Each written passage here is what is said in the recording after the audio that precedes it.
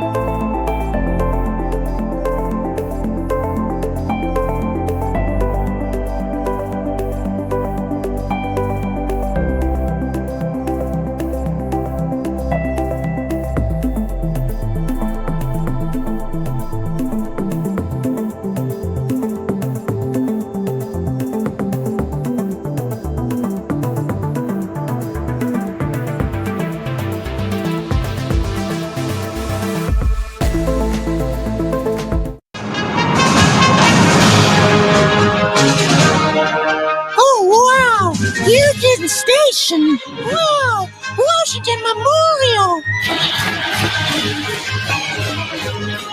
Oh, the Capitol!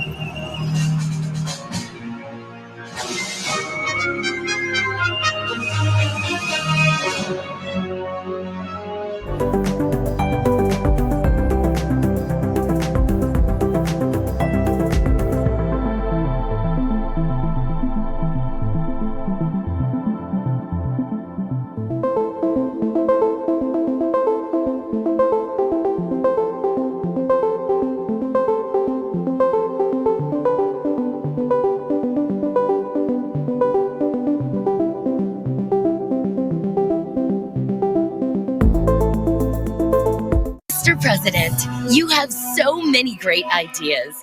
Your leadership is truly beyond anything we have ever had in this country. On behalf of the state of Florida, I'd like to give you this gift, a silver-plated space shuttle. Next! Mr. President, your ideas for the tech industry are so innovative. Thanks, yeah. Please accept this gift on behalf of Apple.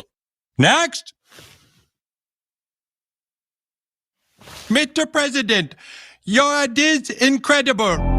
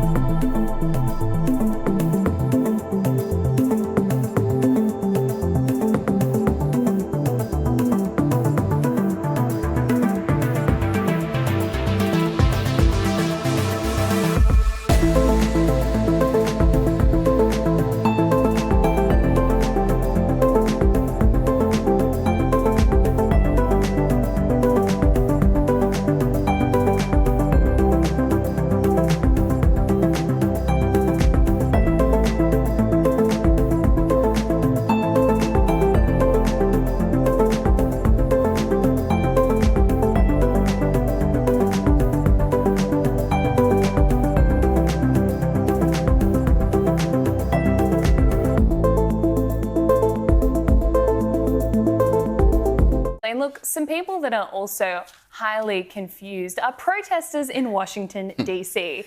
Vice President J.D. Vance visited National Guard troops at Union Station in Washington, D.C., and he was greeted by a whole bunch of angry protesters. Have a look.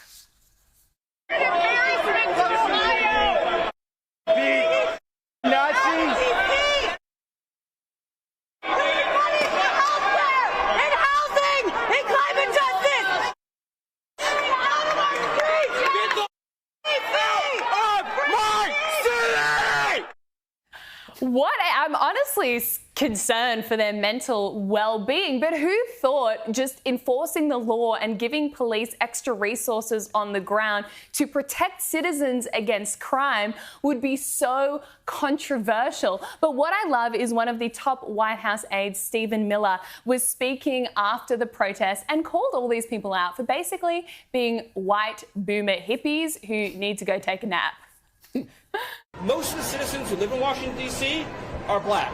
This is not a city that has had any safety for its black citizens for generations. And President Trump is the one who is fixing that with the support of the Metropolitan Police Department, the support of the National Guard, and our federal law enforcement officers.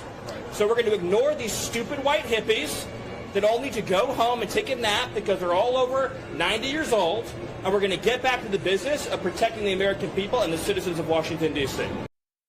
You know, seeing those protesters right there reminded me a lot of the Greens that I had to see when I was running for Balmain, and the people you see at a lot of these pro-Palestine protesters, just angry, bitter with the world, old white hippies that peaked in the 1960s, and now they are determined to oppose anything that Trump puts a finger on. There weren't many of them either, by the way, but they made a lot of noise, as these protesters typically do. I loved JD Vance's face when Stephen Miller was describing these white, washed-up hippies, and the VP just has this smile on his face. I think Donald Trump has given Conservative politicians in the US a lot of confidence to just be bold about what they believe. Don't be intimidated by anybody. Don't be scared of saying what you actually think, even if it's a little controversial. You can be a little cheeky and a little fun. And clearly JD Vance was amused by the description of them as a bunch of white hippies. It's interesting the change that Trump has brought to the Republican movement. Yeah, absolutely. And I think it's hilarious because JD Vance is there saying it's kind of bizarre that we have a bunch of old people that are out protesting that we are trying to stop crime. It's just, even when you say that out loud, that they are protesting because we're trying to stop crime. Yeah, well, he made those comments in an interview with Laura Ingraham. Have a listen to what he said. They were actually defending the rights of illegal immigrants to come into our country, to vote in our elections, to collect Social Security and Medicaid that ought by right go to American citizens, to say nothing of housing. This is actually the biggest driver of housing costs in some of these big blue cities, is that they've flooded the zone with illegal immigrants. As we've kicked illegal aliens out of our country, you actually see housing costs start to level off. So fundamentally, the difference between Republicans and Democrats is we care about American citizens. They actually don't like American citizens and want to replace them with low-wage foreigners. It's a very stark difference, and I think the American people are going to continue to reward us because of it. It's funny, Jamie, when you think about the 1960s, right? So people were protesting for civil rights. They were protesting against the Vietnam War. They were protesting for women's rights. In 2025, they're protesting for men to be able to use women's bathrooms. They're protesting for police to be defunded. They're protesting for illegals to be able to flood into a country. The change is just significant. It's almost like this exercise in self-harm these days. Yeah, isn't it? It's just crazy. You almost have to keep reminding yourself that, yeah, this actually is happening in society at the moment, where everyone has just gone so far in one way. And you said it perfectly, Freya, in that everyone is just so angry these days and finding a reason to protest. And especially, you know, where they're out there with slogans saying free DC and from DC to Palestine and occupation is a crime. And you just think, oh, come on, you're trying to do some good stuff here. And yet they continue to be slammed.